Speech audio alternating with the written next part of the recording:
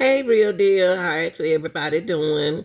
Glad everybody doing good. Happy birthday to you and everything. But we want to get into the Young Thug defense and the attorney calls out the state prosecutors. Okay, state been kind of rude here lately, and I noticed that the judge been on favoring them instead of being fair with those kids' life. Those kids' life is in hand over there, and that's what the defendant's supposed to do is to fight for them. And some of the things that they haven't proved anything yet. Only thing we doing is going by what a little boy who on drugs said.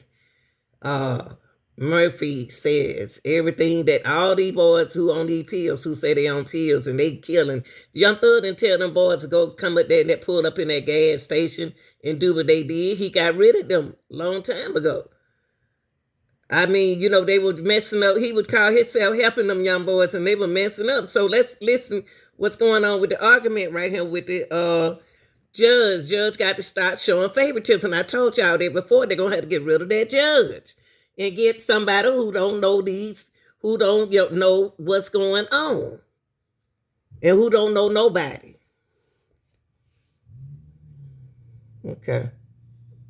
Yes, sir. Before the jury comes back in, can I ask about credentials? Well, I don't have to stress something. Else?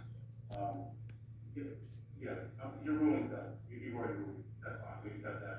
I just want to address something that's further bench that I want to address. Sure.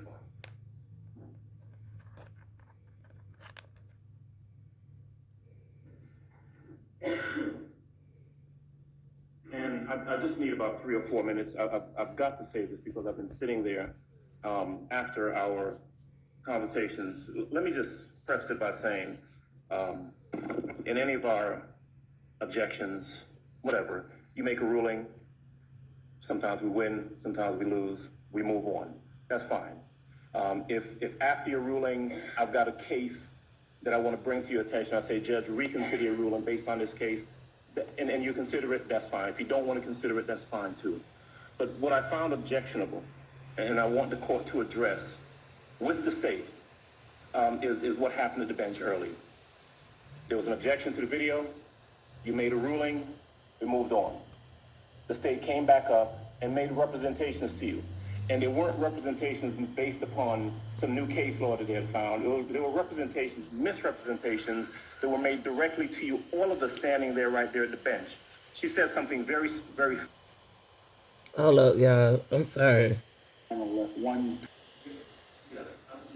sorry, y'all. I had to start it back over. I'm sorry. Sure.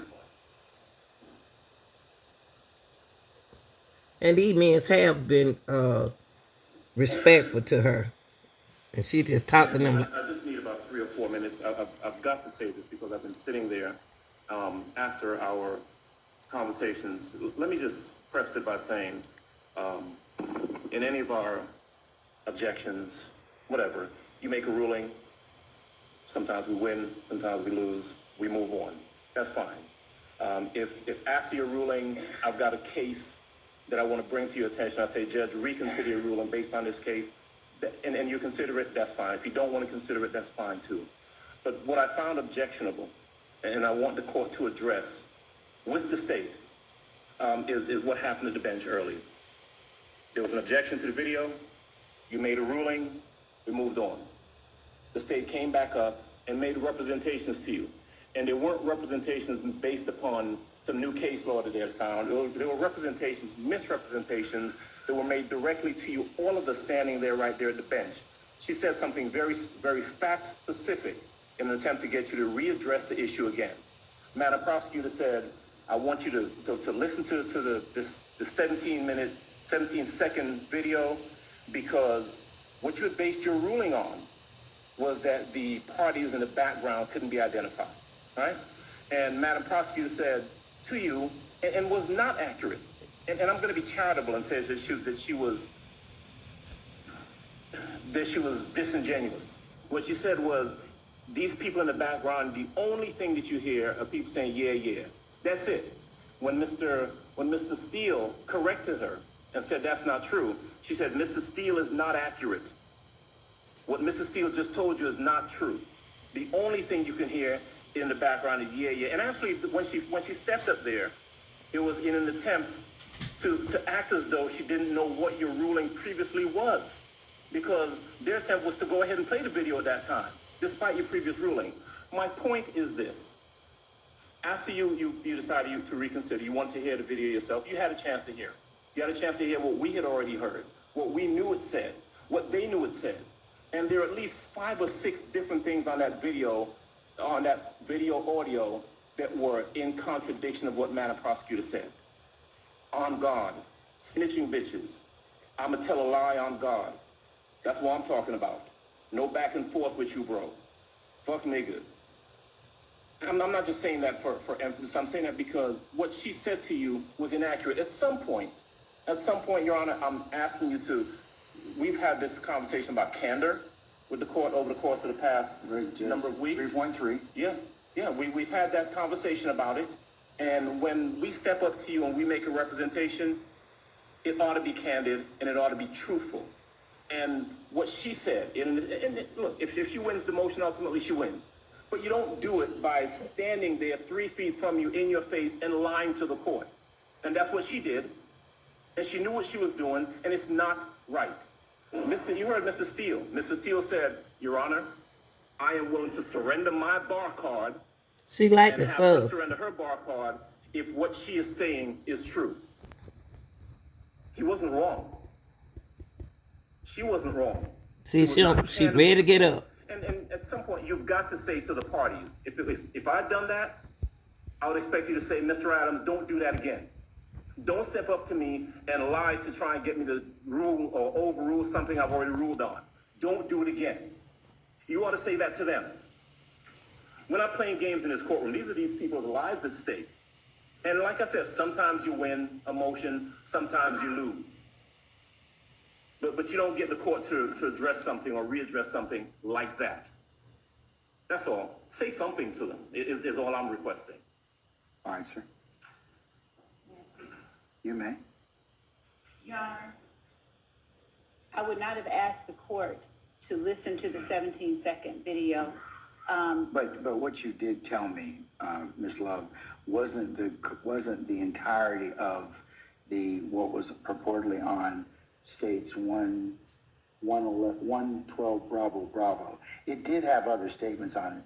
It's different if you'd have told me, Judge, there are statements on there. Right. You need to listen for yourself. Not just yeah. Your Honor, my recollection, and I'm going to speak candidly because it's been. I would hope there would be nothing less than candor. And Your Honor, that's what I've been pushing for all along. There have been times, as the court is aware, that we have been at the bench and misrepresentations, bald misrepresentations have been made, and the court has seen my reaction to them. I am the one that's constantly saying. But you have an attitude, Miss Love. All of you do. We do.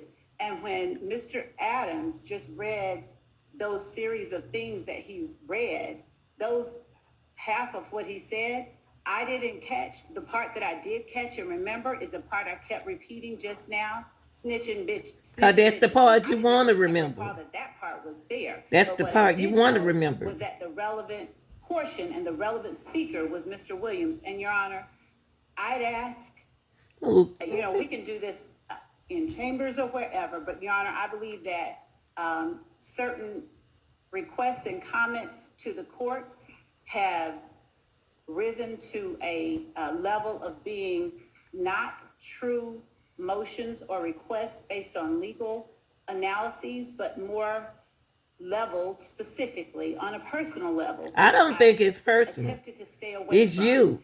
Whatever one's reason They for don't- doing what they do. They don't have nothing personal against you for what? Better advocate for their client. That is fine. They're entitled. Well, But- you're not entitled to do everything. Thank you.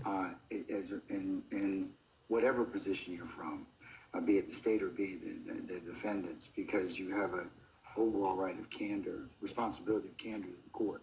I agree, Your Honor. There's certain things you just cannot do anyways. Zealous advocacy is one thing, but it should never be confused for misstatements. That's right. Or for or anything else that's not less than candid to the court. I think both sides, you all are fighting very diligently and valiantly about your respective sides. And, you know, as I said a couple of days ago, what the public sees is, you know, there's friction between the state, the defense, and the court. That is natural, and it is good for the system because it shows that we are not in collusion with one another. Justice is what it will be, and whatever this jury will decide. That's right. But what I am going to just advise everyone to kind of relook is what you tell each other, what you tell me, because there have been times where I have not received, I would consider what is accurate information. Let me just put it that way. Okay. And I know, and I'm not trying to attribute, you know, dishonesty to any party, but you know, I have to rely, all courts have to rely upon counsel for their representation. So if you can't remember what it is, just say, tell me that. That's right. It's just like your duty to, when upon asked if there's any adverse position to this particular statute of law, you're required to tell me.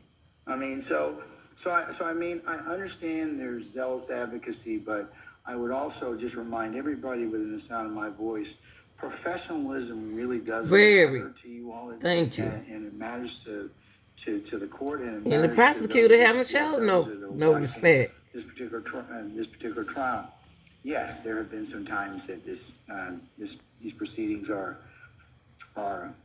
acrimonious, or intense, and the court has had to chastise both sides for things that have occurred. But you need to get serious. I don't have any personal issue. Remember what I told you. I would tell the jury this when I charged them. The court has no interest in this case. My sole responsibility is to see that it is tried fairly as to both sides. That's right. So, and I maintain that in terms of It had to be fair. Y'all ain't been fair to them boys. Advocates, but you know, I do need to have you just relook what you're saying to each other and to the court, because it really does make a difference in terms of our presentation before this jury, and then ultimately the jury is going to make a decision. So, look, all of you are very seasoned advocates. Even the newest lawyers in here have crossed that particular bridge at this point in time, given the length of time that we've been in this courtroom. So I can just tell you from everybody's perspective, Ms. Love and everyone else, Mr. Adams and all of you in here, that you all have jobs you have to do. The court understands that. But please remember, at the end of the day, you know, this won't be the last case you try with one another. It won't be the last issue that you try. So, but the court understands that you have a job to do.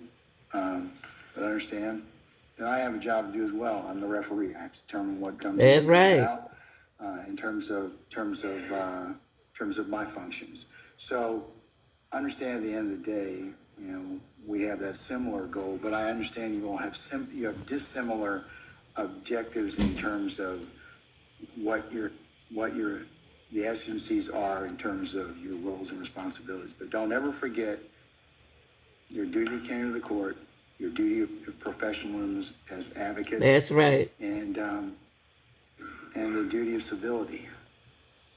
It still applies in criminal cases. See, she wanna talk. She not listening to you. Presumed to be innocent, and she's just a talkaholic. And that's what this jury will ultimately decide. But we'll have to get there, and we'll make it, and they'll make a decision. Okay. And Your Honor, I'm certain court means until proven otherwise, they are presumed innocent until they're innocent right now as we sit here. So, and until I charge the jury accordingly and otherwise, and the evidence is presented to them, evidence first and then charge them. But as to how this, and y'all ain't proved nothing, state. Thank you, Your Honor, and thank you for addressing also the concern that I have, because that is my main concern, the level of civility and the Oh level of Lord, there she go challenging him. personal commentary level that is, in my estimation, not necessary. And I appreciate the But that's court addressing the everyone, matter. you know, everyone's See, she making it personal. that at various times in this particular trial. I mean, I think that everyone. She making it be about her. Every issue that you have, And- anything that's been raised at this point in time, anybody who's sitting in this courtroom is probably violated at some point in time, Yeah. or another. However, let's just try and do better in terms of that. But just like I told you with evidence and the other things that need to be brought forth, you know, let's try and do better with that, because certainly, as I mentioned earlier, I don't want to have the jury sit here for as long as for long periods of time, when we take up other business. So we need to plan accordingly. But I think you all could probably, you know, do a better job at least forecasting what is going to be tendered or submitted, so that we can minimize delay. So, I mean, to the extent you all started to do that, it seems to be working a little bit better, but we'll see how it goes. All right? Left of your witness here. I wanted to play that